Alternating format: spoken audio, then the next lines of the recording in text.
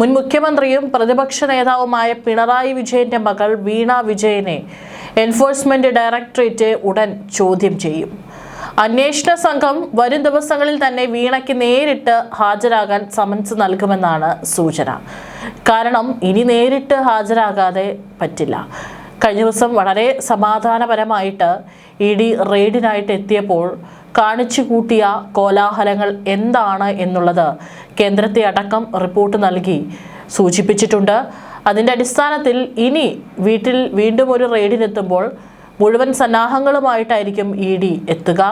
ഇത്തവണ വളരെ കുറച്ച് CRPF ഉദ്യോഗസ്ഥർ മാത്രമായിരുന്നു EDക്കൊപ്പം ഉണ്ടായിരുന്നത്. പക്ഷേ പിന്നീട് പുറത്തിറങ്ങാൻ ED ഉദ്യോഗസ്ഥർക്ക് സാധിക്കാതെ വന്നതും അവർക്ക് പരിക്ക് പറ്റിയതടക്കം കേരളം കണ്ടതാണ്. അതുകൊണ്ട് ഇനി കടുപ്പിക്കാൻ തന്നെയാണ് തീരുമാനം. ഇനി യാതൊരു വിട്ടുവീഴ്ചയും EDയുടെ ഭാഗത്തു നിന്നും ഉണ്ടാകില്ല. ഉറപ്പായിട്ടും വീണയോട് നേരിട്ട് ഓഫീസിലെത്തി ചോദ്യം ചെയ്യലിന് ഹാജരാകാൻ തന്നെയായിരിക്കും ED ഇനി പറയാൻ പോകുന്നത്.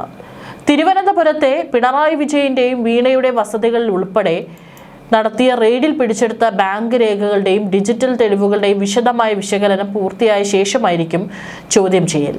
കള്ളപ്പണം വെളുപ്പിക്കൽ നിരോധന നിയമത്തിലെ കർശന വകുപ്പുകൾ ചുമത്തിയുള്ള കേസായതിനാൽ ചോദ്യം ചെയ്യലിന് പിന്നാലെ അറസ്റ്റ് ഉൾപ്പെടെയുള്ള കടുത്ത നടപടികളിലേക്ക് ED കടക്കാനുള്ള സാധ്യതയും നിയമവൃത്തങ്ങൾ തള്ളിക്കളയുന്നില്ല. പ്രതിപക്ഷ നേതാവ് പിണറായി വിജയന്റെ മകൾ വീണയുടെ ബാങ്ക് ലോക്കർ പരിശോധനയ്ക്ക് ഒരുങ്ങുകയാണ് എൻഫോഴ്സ്മെന്റ് ഡയറക്ടറേറ്റ്. ED മരവിപ്പിച്ച സ്വത്തുക്കൾ സ്വകാര്യ ബാങ്കിലെ അക്കൗണ്ടിന്റെ ഭാഗമായുള്ള ലോക്കറാണ് പരിശോധിക്കുന്നത്. വീണയ്ക്കെതിരായ അന്വേഷണത്തിൽ തുടർ നടപടിയുടെ ഭാഗമായി അവരുടെ സ്വത്തുക്കൾ ED കണ്ടുകെട്ടിയേക്കും. കള്ളപ്പണം വെളുപ്പിക്കൽ കേസിൽ സ്വീകരിക്കുന്ന നടപടിയാണിത്. വീണയുടെ ബാങ്ക് അക്കൗണ്ട്, സ്ഥിര നിക്ഷേപം എന്നിവയുമായി ബന്ധപ്പെട്ട വിവരങ്ങളും രേഖകളുമാണ് ED ഉദ്യോഗസ്ഥർ കഴിഞ്ഞ ദിവസം ശേഖരിച്ചത്. ഇതിന്റെ അടിസ്ഥാനത്തിൽ ചോദ്യം ചെയ്യുന്നതിന് വൈകാതെ വീണയ്ക്ക് സമൻസ് നൽകുമെന്നാണ് വിവരം. ഇതിന് പിന്നാലെയാണ് സ്വത്ത് കണ്ടുകെട്ടുന്നതടക്കമുള്ള നടപടികളിലേക്ക് നീങ്ങുക. വീണയുടെയും എക്സാലോജിക് കമ്പനിയുടെയും ഏറ്റവും വലിയ വരുമാന സ്രോതസ് CMRL കമ്പനിയായിരുന്നുവെന്ന് SFIO റിപ്പോർട്ടിൽ പറയുന്നു. കൺസൾട്ടമെന്റ് എന്ന നിലയിൽ വീണയ്ക്ക് മാത്രം 2016-17 മുതൽ 2020-21 വരെ CMRL നൽകിയത് 2,07,00,000 രൂപയാണ്. എക്സാലോജിക്കിന് 2017 മുതൽ 2018, 2018-2019 സാമ്പത്തിക വർഷങ്ങളിലായി 71 ലക്ഷം നൽകി. വീണയും എക്സാലോജിക്കുമായുള്ള കരാറുകൾ CMRLന്റെ ബോർഡ് ഓഫ് ഡയറക്ടേഴ്സ് അറിഞ്ഞിട്ടില്ല. വീണയും CMRLുമായി 2017 മാർച്ച് മുതൽ 2020 ജൂൺ വരെ 93 ഇമെയിലുകൾ അയച്ചതിന്റെ ഉള്ളടക്കം പണമിടപാട് സംബന്ധിച്ച ഇൻവോയ്സ് മാത്രമായിരുന്നു. കമ്പനിക്ക് നൽകുന്ന സേവനത്തെക്കുറിച്ച് ഒരു പരാമർശവും ഉണ്ടായിരുന്നില്ല. CMRLിൽ ആദായ നികുതി വകുപ്പിന്റെ പരിശോധന നടന്ന 2019 ജാനുവരിയോടെ എക്സാലോജിക്കിന്റെ ഇൻവോയ്സുകൾ ഫയലിൽ രേഖപ്പെടുത്തുന്നത് CMRL അവസാനിപ്പിച്ചു. എന്നാൽ IT കൺസൾട്ടന്റ് എന്ന നിലയിൽ വീണയ്ക്ക് 2020 ഏപ്രിൽ വരെ ഇൻവോയ്സ് അനുസരിച്ച് പണം നൽകിയിരുന്നു. പ്രധാന വരുമാനം നിലച്ചതിനാലാകാം 2021-22 ആയപ്പോഴേക്കും എക്സാലോജിക്ക് നഷ്ടത്തിലായി. കേസിലെ പ്രധാന കണ്ണിയായ വീണയ്ക്കൊപ്പം CMRL company MD SN Sasheendran Kartha, മകൻ ശരണസ് കർത്ത, കമ്പനിയിലെ സാമ്പത്തിക IT വിഭാഗങ്ങളിലെ ഉന്നത ഉദ്യോഗസ്ഥർ എന്നിവരെയും ED ഒരേ സമയം ചോദ്യം ചെയ്യും. വീണയുടെ മൊഴികളിലെ വൈരുദ്ധ്യം കണ്ടെത്താൻ ഇവരെ ഒപ്പമിരുത്തി ചോദ്യം ചെയ്യാനും ED ആലോചിക്കുന്നുണ്ട്. കഴിഞ്ഞ ദിവസങ്ങളിൽ നടന്ന റെയ്ഡുകളിൽ നിന്ന് അന്വേഷണ സംഘത്തിന് പല നിർണായക വിവരങ്ങളും ലഭ്യമായിരുന്നില്ല. ഡിജിറ്റൽ ലോക്കറുകളുടെ പാസ്വേഡുകൾ ഉൾപ്പെടെയുള്ളവ തുറന്ന് പരിശോധിക്കുന്നതിനും കൂടുതൽ തെളിവുകൾ ശേഖരിക്കുന്നതിനുമാണ് നോട്ടീസ് നൽകി വിളിച്ചു വരുത്തുന്നത്. വീണയുടെ നീക്കങ്ങൾ കേന്ദ്ര രഹസ്യാന്വേഷണ ഏജൻസികൾ നിരീക്ഷിക്കുന്നുണ്ട്. പിണറായി വിജയനും നിയമവിദഗ്ധരുമായി ചർച്ച തുടരുകയാണ്.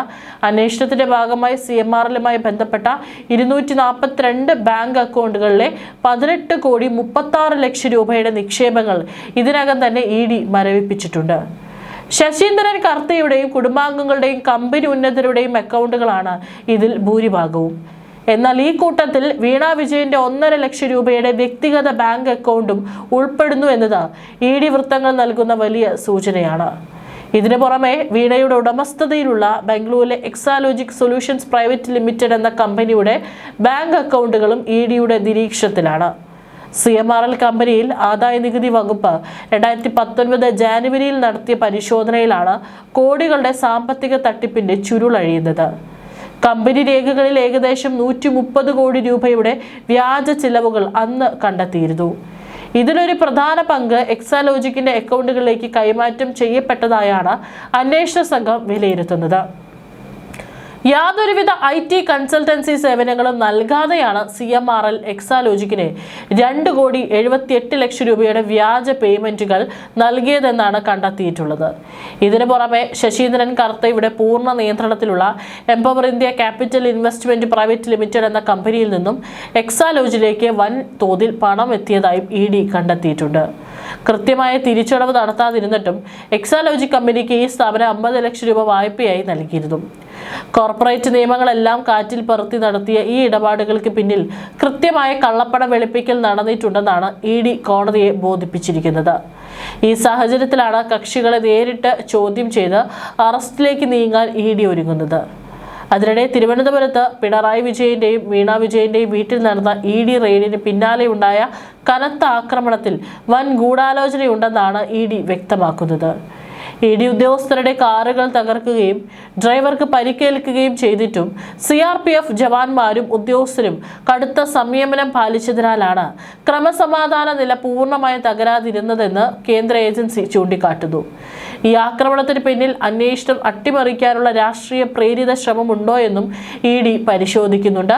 CMRL കമ്പനിയിൽ നിന്ന് പണം കൈപ്പറ്റിയവരുടെ ഡയറിയിലെ പട്ടികയിൽ നിരവധി പ്രമുഖ രാഷ്ട്രീയ നേതാക്കളുടെ പേരുകളുണ്ടെങ്കിലും അവരിലേക്ക് ഉടൻ അന്വേഷണം വ്യാപിപ്പിക്കില്ലെന്നാണ് ED നൽകുന്ന സൂചന.